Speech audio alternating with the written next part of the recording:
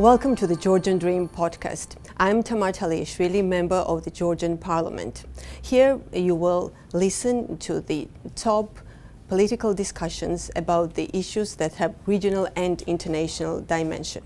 With no further ado, let us start our discussion with the chairman of the Georgian Dream, Professor Irakli Kobakhidze.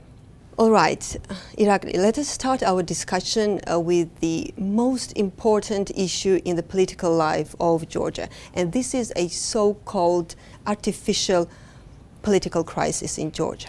Thank you very much for inviting me to the first podcast.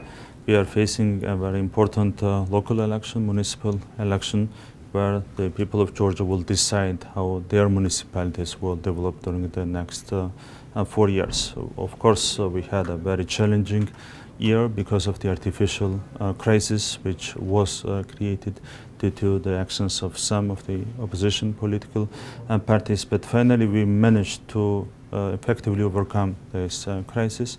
We made very effective steps to ensure that, and now Georgia enjoys a very peaceful pre-election environment, which is also thanks to our political actions, I would say.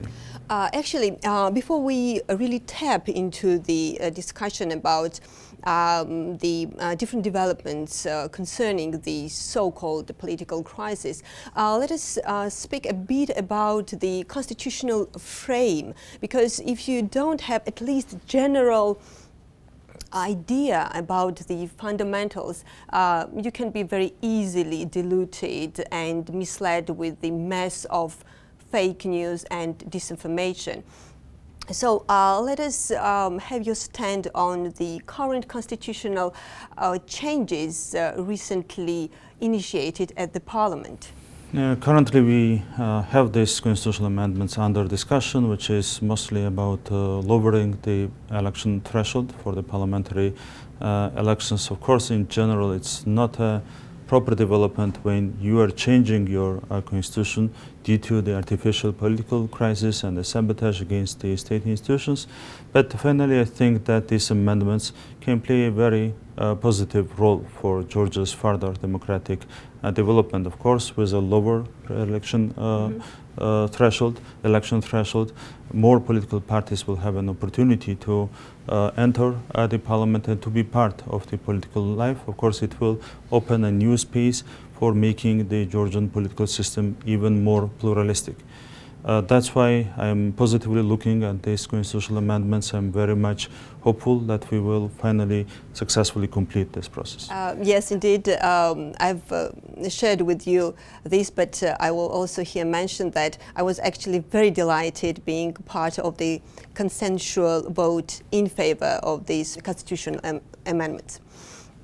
So speaking of constitutional developments, to my mind come the words and opinion of the president of the Venice Commission, Mr. Gianni Buchicchio. Actually, he saw that Georgia was in serious need of the constitutional reform, and he meant in-depth changes, in-depth improvements. And after some years, you have actually initiated comprehensive constitutional reform back in 2017. Yes, before 2017, as it was also emphasized by the Venice Commission, Georgia had a constitution which was not in line with the basic democratic standards, with the European standards, which was not in line with the principle of separation of powers. There was no proportional system for parliamentary elections guaranteed, etc. And the opposition was very weak in this constitutional framework. So that's why we made a very strong political decision to essentially amend the constitution. That's why we have created the Constitutional Commission, and we implemented a very ambitious and very in-depth kind of reform of the constitution. Now Georgia has a constitution which is fully in line with the European standards, which has been recognized by the Venice Commission later on. We have established a parliamentary system of government which is fully in line with the European standards, which is fully in line with the principle of separation of powers. For the first time in the Georgian history, we have introduced the proportional system for the parliamentary elections. Now the opposition is much more strong in this constitutional order. For example, the opposition has the right to create the investigation commissions in the parliament. They are very vocal in the parliamentary life, etc. Everything is guaranteed by the new constitution. And with this new constitution, we can say very firmly that the development of the Georgian democratic system will be very sustainable. And as I remember, actually, opposition missed a great chance to support the amendment concerning Georgia's Euro-Atlantic integration. Yeah, so that was also one of the important aspects of the constitutional reform, that we established Georgia's European and the Euro-Atlantic integration as the constitutional task of all constitutional bodies. That's not just the kind of short-term task for the Georgian people or for the Georgian authorities. That's a value-based decision of the Georgian people. That's why we made a very strong decision to establish this principle and to establish this task on the level of the constitution. Now nobody can somehow challenge this issue, and the constitution provides a very strong guarantee for this.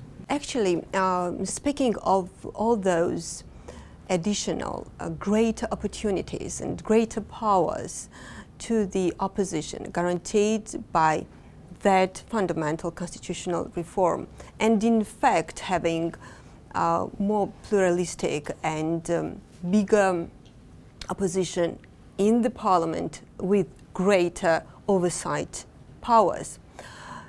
In spite of all of this, after elections in 2020, we saw an artificial rise of the political crisis. This crisis was uninvited by the Georgian people. We could see it at the demonstrations, and we could also see that our friends, the friends of Georgia in Europe and the US, they saw it as so much problematic for the peaceful development, security and democracy in the region. Some of our friends said very directly that this game was very much in line with the interests of our enemies, of our country's enemies, which was very, very much true. Destabilizing this country, radicalizing the political environment, polarizing the political system, that's the interest of the enemies of the Georgian people and of the Georgian nation. And the radical part of the opposition was, of course, playing this game, which is very unfortunate. But again, so we made a very effective political steps, and with our steps we managed to essentially change the situation. Now the opposition is sitting in the parliament and they are part of the political life, and I'm very much hopeful that after these political developments and after the local elections, the situation will remain the same. Yes, indeed. I also hope so. But at least as we see right now, in the midst of the local elections, we see that actually, if we look at the campaigns of the major radical opposition parties, they don't concentrate themselves on the local needs of the people on the ground, about the roads and the water supply and kindergartens, childcare, playgrounds, and so many important transportation and lots of challenges on the ground in the villages and the towns of Georgia. Instead, they try to chase that phantom of the political crisis. Yeah, so everybody knows that we are anticipating local elections, which is about the issues of local importance. And these are the matters the Georgian people is interested about. So when we are having meetings with the local population, with in the villages and the towns and districts of the cities, everybody is talking about the issues which are under the competencies of local self-governments. Again, it's of course the infrastructure, it's water supply, it's the kindergartens, etc. So they are very much interested in improving their environment. And we are talking about these issues with the population. We are concentrated on the development of the municipalities, on development of the local self-government system in general. And in this situation, the opposition is talking about everything else, rather than the issues of local importance, and rather than the issues which are of interest for the Georgian population. Of course, we think that they will lose with this game. This election should be about the local importance issues, and everybody should be concentrated on the development of the country, on the development of the municipalities. So that's our priority, and that should be, of course, the priority of all political parties. But unfortunately, the situation is not exactly the same. Yes, actually, in couple of days, in a week, and so we'll have the election day, and we will see the developments. I also hope that the effort of the ruling party to make this election campaign as fair and as custom-made for the municipal, real local elections to strengthen the forefront of democracy will win. So I hope we'll meet in other podcasts after the elections. We enjoy a very peaceful election environment, which is very important to mention, and I'm very much hopeful that the situation will remain the same until the day of elections, only day of elections, and we will do our best in order to ensure that. Thank you so much. Thank you for being with us.